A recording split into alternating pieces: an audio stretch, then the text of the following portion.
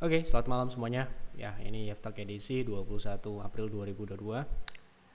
Sesuai dengan judul, malam ini kita akan bahas saham Adaro Mineral dan juga tentu saja saham-saham yang sudah masuk di kolom komentar video Yeftak sebelumnya.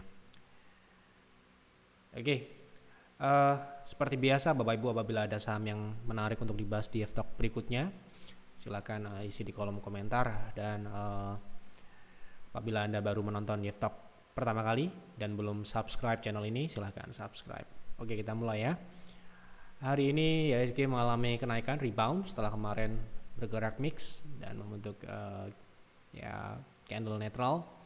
Hari ini mengalami kenaikan, namun yang menjadi catatan penting adalah kenaikan ini bagus, tapi harus diperhatikan besok hari Jumat karena penutupan hari ini tidak tutup di atas resist 7.280 ini atau target sebelumnya untuk IHSG ya.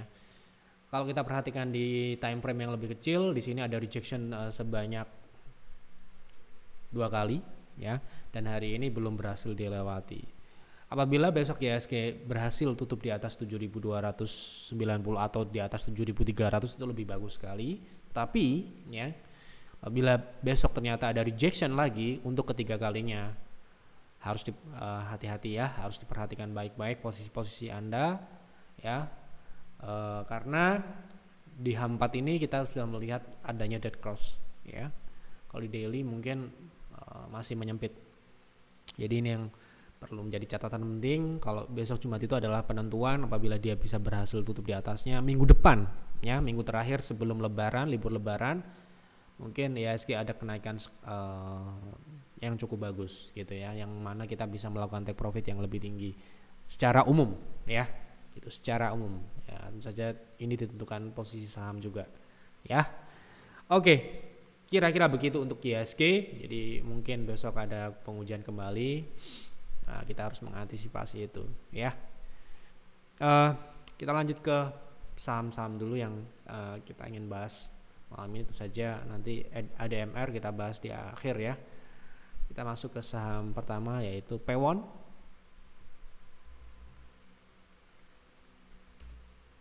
Oke. Pewon saat ini dia melanjutkan kenaikan setelah mematahkan tren turun ini ya. Nah, untuk tren besarnya, kita lihat tren besarnya ya. Pewon ini sekarang ini sedang mencoba untuk uptrend ya, dengan kondisi harga yang saat ini berada di atas 515 ini dan mematahkan tren turun minor.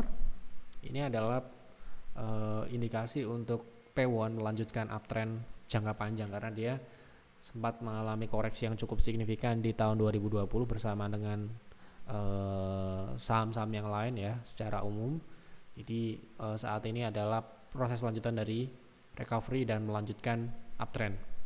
Apabila di bulan ini ya, di bulan ini kan bisa aja dia terbiasa membentuk upper shadow. Apabila bulan ini dia tidak membentuk upper shadow atau kata lainnya adalah ditutup di atas 530 ke atas, itu berarti adalah indikasi yang baik untuk dalam jangka pendek menengah ya. Kita katakan bisa ke 600 atau ke 700 lagi gitu ya. Jadi bulan ini Pewon swing ya, masih dalam kategori swing. Untuk kelanjutannya mungkin nanti kita akan lihat penutupan di akhir bulan minggu depan.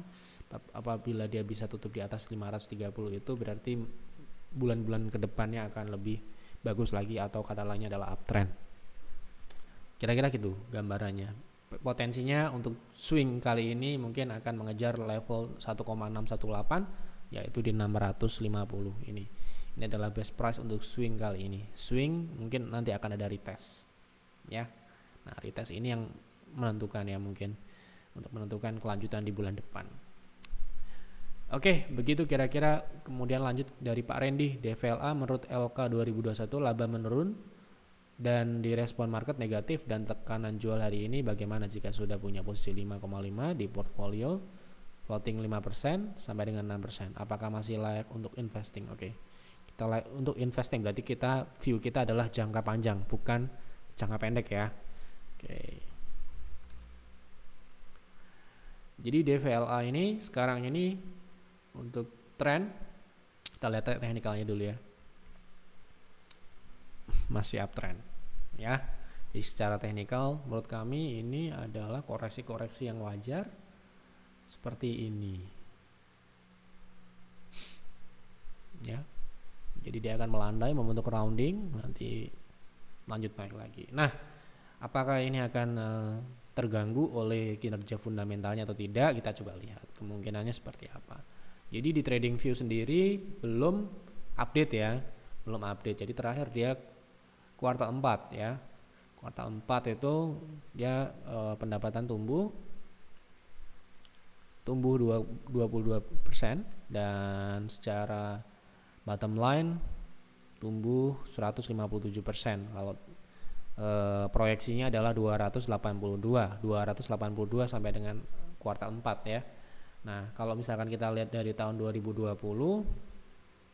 ya, di 221. Nah, misalkan kuartal 4 katanya jelek ya. Kita belum mempelajari itu, karena belum ada di TradingView juga. Kalau misalkan dia mengalami penurunan, kalau dari kuartal 4 sendiri kuartal 3 sendiri dia sudah di atas tahun 2020 ya. Jadi kalau misalkan 2021 kuartal 4 itu jelek, kemungkinan dia akan turun setidaknya mendekati 2020. Nah, ini yang kita harus perhatikan baik-baik kalau misalkan kita mau investing. Penurunan itu apa penyebabnya gitu ya? Apakah disebabkan oleh gangguan secara umum, maksudnya terganggu secara ekonomi global, ekonomi nasional, atau gangguan dari internal, misalkan terjadi ketidakmampuan perusahaan melakukan bisnis dan sebagainya, ada gangguan hukum dan sebagainya. Nah, kalau menurut kami dari DVLA ini memang mengalami penurunan sejak 2020 ya, jadi terdampak dari pandemi ya. Secara profitabilitas dia mengalami penurunan sejak 2020, dan di 2021 ini sebenarnya kalau misalkan kita melihat dari proyeksi TradingView sendiri dia harusnya membaik ya, tetapi mungkin di kuartal 4 ini ada sesuatu yang direalize oleh manajemen. Jadi mungkin kalau misalkan kita lihat di tahun-tahun selama pandemi ini, mungkin dia akan ya berkisar kira-kira di 2020 ini kinerjanya. Nah, kalau misalkan kita jangka panjang, selama dia tidak rugi secara tahunan, ya kalau kami sih tetap oke-oke aja ya. Kalau misalkan secara profitabilitas, net marginnya sebenarnya masih cukup tebal ya, 20% kalau misalkan dia sesuai dengan TradingView ini 22%, dan marginnya ini cukup stabil ya, 7, 8, 10, 11, 12. Ini yang kita perhatikan. Jadi cukup stabil kalau misalkan kita lihat dari sisi profitabilitas. Kemudian dari sisi solvabilitas pun juga sangat masih bagus. Jadi dengan adanya ketidakpastian, dengan sulitnya perekonomian dan sebagainya, menurut kami ini aman ya secara dari resiko kebangkrutan dan sebagainya, dan dia pun juga meskipun mengalami penurunan dia masih profit. Jadi sangatlah wajar terjadi penurunan kinerja di tahun 2020 atau 2021 ini karena gangguan secara eksternal ya, secara umum gitu ya. Jadi ada sektor yang diuntungkan, ada sektor yang tidak diuntungkan. Mungkin DVLA ini adalah salah satu emiten yang terbukti tidak diuntungkan ya. Jadi terjadi sedikit penurunan. Ya, ini ada beberapa faktor, tapi kita belum buka laporan keuangannya, tim intelijen pun mungkin belum dapat infonya. Nanti kalau misalkan kita ada pembahasan yang cukup baik, kita akan update mungkin di peer atau di peers ya. Tapi sementara ini teknikalnya untuk jangka panjang, view jangka panjang, menurut kami dia masih ke atas, karena di sini juga ada target di 4.000-an ini yang belum tercapai ya. Kalau misalkan sekarang ini dia turun, misalkan ya katakanlah di 2.500 atau 2.300, itu bagus banget ya. Kalau kita melihat dari pola-pola sebelumnya, dia akan membentuk rounding. Setelah dia membentuk upper shadow, kemudian dia koreksi ya, kemudian dia akan konsolidasi sedikit, kemudian dia lanjut naik. Seperti itu view jangka panjangnya. Jadi nah, ini tergantung kalau misalkan Anda memperhatikannya untuk plan beberapa tahun ke depan. DVLA ini sementara ini selama dia tidak turun di bawah 60 sih masih cukup oke ya gitu. Kalau ada penurunan-penurunan seperti ini, kita lihat di sini porsinya adalah 5,5%. Jadi ini tidak terlalu liquid ya kalau saya perhatikan. Jadi ya masih sangat aman ya. Jadi masih porsinya masih ideal ya gitu. Saya masih melihat ini potensinya adalah ke sini ya. Nah, tapi ini adalah jangka panjang saja, tidak besok ya. Oke. Kemudian lanjut dari Ibu Indrawati, MNCN apakah lanjut naik ke berapa? Kemarin MNCN tidak, kita sudah update ya kalau tidak salah. Nah, ini targetnya kita sudah kasih tahu kalau tidak salah. Saya juga agak lupa ya, 0,618 ini ya kira-kira di ya sekarang ini di target naiknya ya. Jadi hari ini masih cukup bagus, volumenya cukup besar, peningkatannya cukup dipertahankan volume transaksinya, tapi kenaikannya tidak sesignifikan kemarin karena memang tertahan di 0,618. Mungkin besok ke 1100 ya. Gitu 1100 ini ya. Untuk target swingnya terdekat situ ya, target swingnya. Oke. Begitu kira-kira. Kemudian dari Bu Haryanti, Toba, bagaimana risk rewardnya? Nah, kita lihat Toba. Jadi Toba itu, nah ini yang salah satu case yang kita dapatkan di private trading room. Memang ketika kita trading itu, ini nih kita sedikit edukasi ya. Jadi ini Toba ini kita kemarin trading ya, kemarin kita trading belum lama ya. Kita beli di tanggal 6. Kita buyback nih ya, sebentar saya tunjukkan.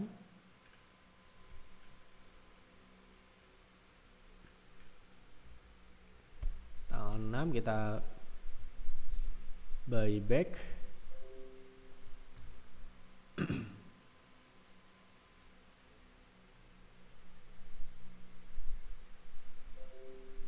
Kemudian kita jual di tanggal 7.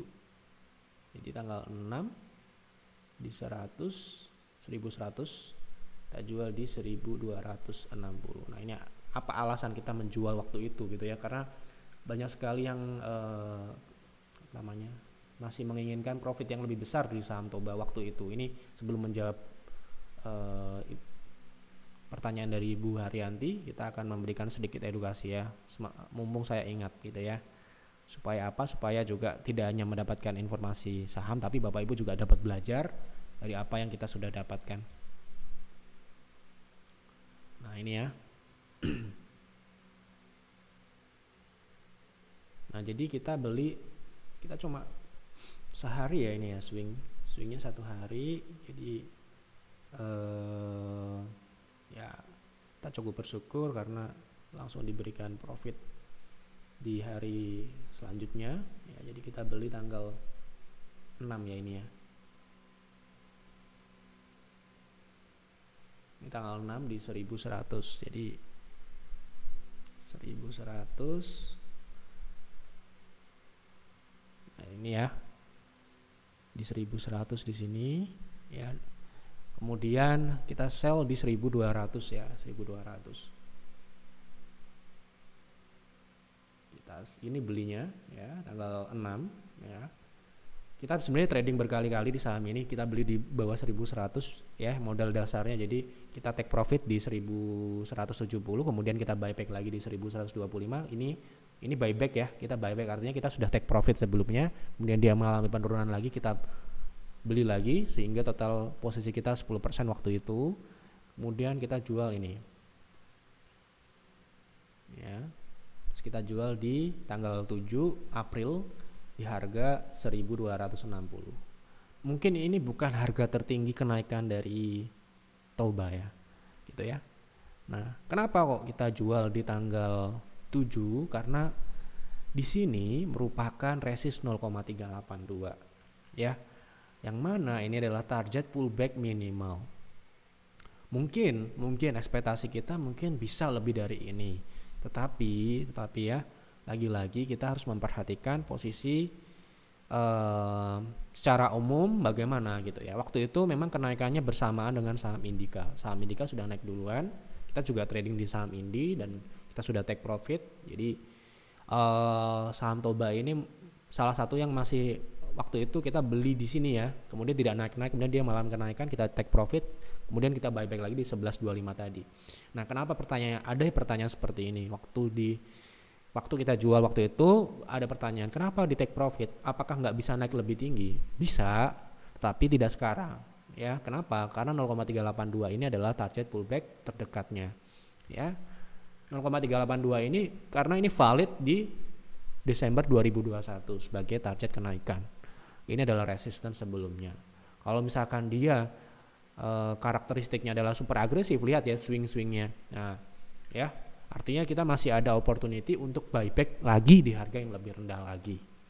Nah, mungkin Bu Haryanti ini ingin melakukan buyback lagi, gitu ya. Kalau menurut kami saat ini kondisi Toba, saham-saham energi atau tambang yang lain masih dalam posisi uptrend jangka panjang, namun dalam jangka pendek saya melihatnya masih dalam koreksi ya, masih dalam koreksi. Mungkin nanti kita akan sambung di Adaro Mineral ya. Jadi kalau Ibu Haryanti tanya risk rewardnya bagaimana? Sebenarnya target turun dari Toba sendiri sudah tercapai dan sudah diuji ke 3 kalinya ini ya, diuji ya 1100 ini yang mana kita beli sebelumnya ya, tempat kita beli. Tapi sepertinya ya dia membentuk lower high, ini mengindikasikan adanya potensi turun ke 0,618 yang mana di sini merupakan target best price ya, best price yang mungkin akan bisa saja dia membentuk lower shadow kemudian dia mengalami rebound. Jadi kalau strateginya seperti apa, mengingat MACD masih posisi seperti ini, kita masih malah menunggu dia adanya konfirmasi dulu, dia turun dulu kemudian ada rebound, mengindikasikan dia memang valid, ini adalah target penurunannya. Kalau misalkan katakanlah kita tunggu dia turun di sini, kemudian dia reboundnya di berapa ya, misalkan kira-kira kita bisa beli.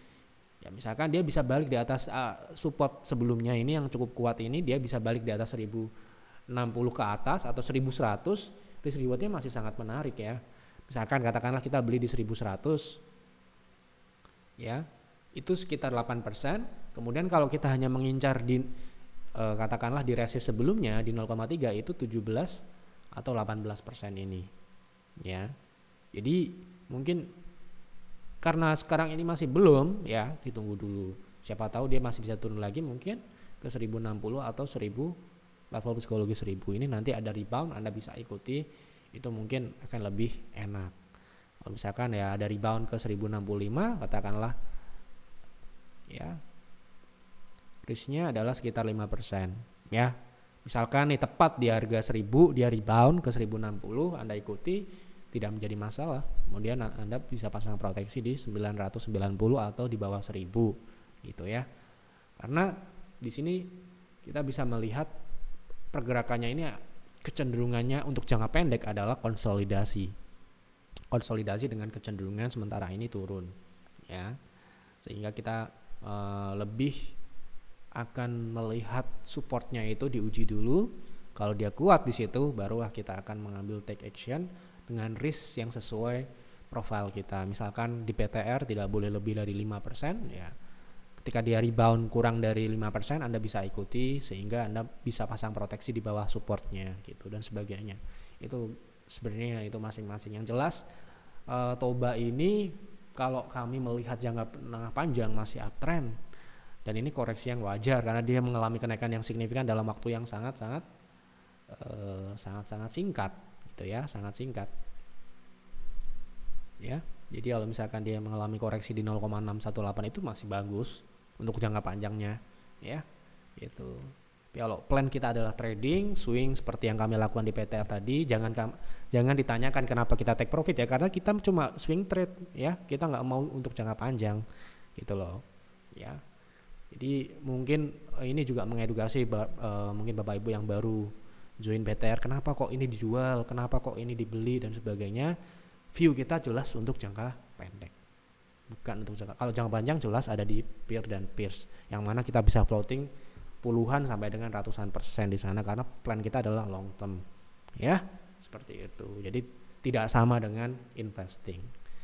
Itu mungkin sedikit edukasi, mungkin Bapak Ibu juga sedang bingung memilih antara trading dan invest. Sekali lagi trading dan invest itu memang sama-sama mencari profit tetapi metodologinya berbeda, caranya berbeda, dan cara kita, mindset kita semuanya beda ya.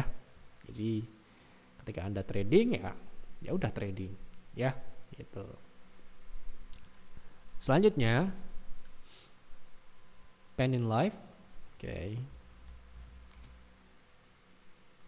Penny-Life ini pullback juga untuk sekarang ini ya. Kalau kita lihat kenaikannya luar biasa memang ya. Sekarang ini dia pullback dari wave besar ini ya, wave besar. Ini sekitaran di 0,3 ini. Ini sebelumnya adalah 0,38. Jadi kalau sekarang ini kemungkinan adalah di 0,7 ya, 0,7 dan 0,6 ini ya. Sudah di 0,6 artinya ini sudah sangat tinggi untuk level swing. Kalau kita mau swing trade ya ini sudah terlambat ya. Kalau misalkan kita mengincar swingnya ini TP-nya adalah 230 sampai dengan 248. Gitu kira-kira untuk Penny-Life saat ini ya.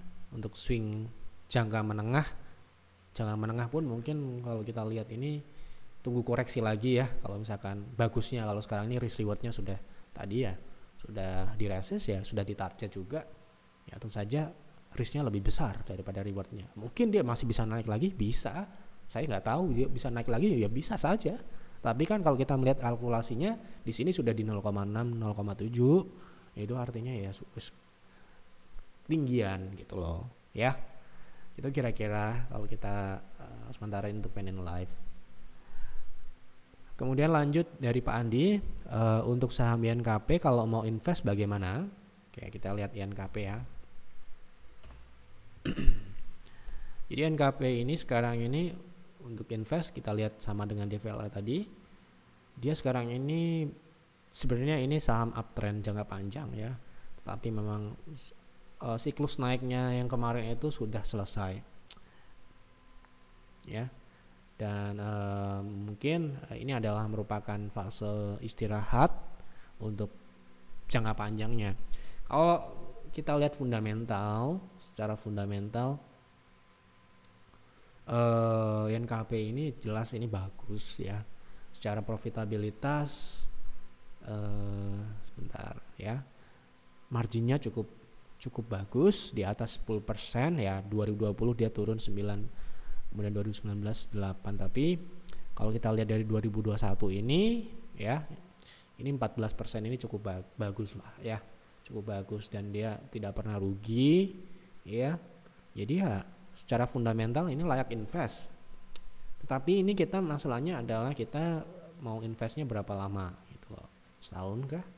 2 tahun atau 3 tahun? Kalau kita plannya misalkan bulanan, tentu saja ini sekarang ini belum.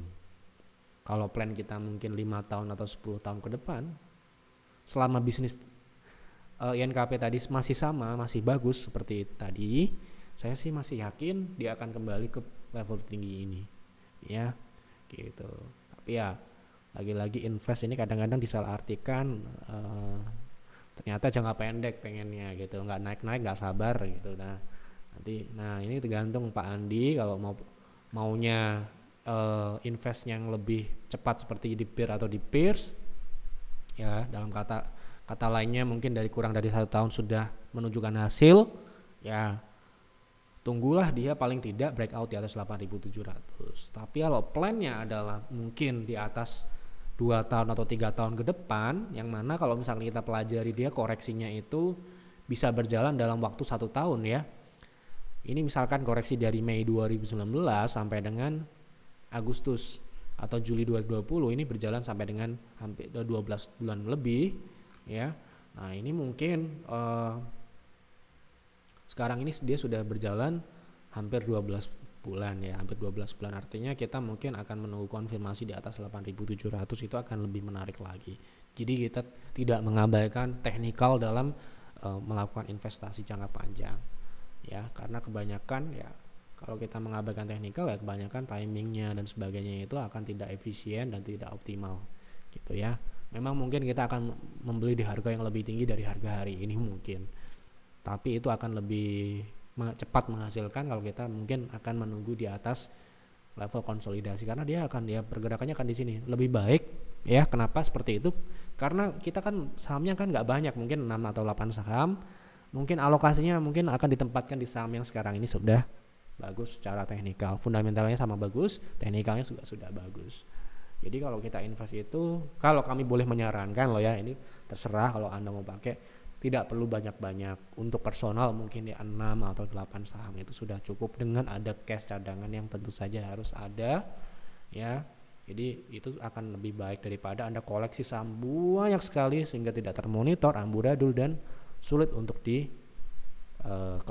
Maksudnya ya tidak tumbuh juga, tidak naik, tidak turun dan sebagainya. Jadi kalau Anda untuk personal, Anda untuk kelola sendiri kan, kemampuan monitor individu itu tidak bisa memonitor banyak. Kalau saya sendiri ya mungkin akan lebih memilih 6 saham, karena ya semakin sedikit semakin berbobot posisinya gitu loh. Ya, kalau misalkan sekarang ini NKP ini mungkin wait and see dulu. Masih banyak kok saham-saham yang fundamentalnya juga sama-sama bagus tapi teknikalnya sudah mulai ke atas, teknikalnya sudah mulai uptrend dan sebagainya. Jadi mungkin uang kita akan lebih cepat bertumbuh dibandingkan kita hold saham downtrend atau saham yang sedang konsolidasi secara teknikal. Kira-kira seperti itu ya. Tapi kalau mungkin yang lain punya pendapat yang lain gak jadi masalah, bisa kirim komentar punya pendapat seperti apa, asalkan positif, kita akan senang mendengarnya. Oke, kita lanjut dari Pak Fadli. Oke, ini WIRG ini belum pernah kita bahas karena ini saham baru. Ini saham naik terus juga, hampir sama dengan Adaro Mineral. Jadi secara teknikal sebenarnya ini relatif masih belum bisa kita analisa, saya mohon maaf ya, karena kita tidak bisa menganalisa saham yang belum ada indikatornya seperti ini. Ini jelas uptrend ya, uptrend, jelas ini uptrend ya. Kalau kita lihat time frame yang H4 juga belum ada.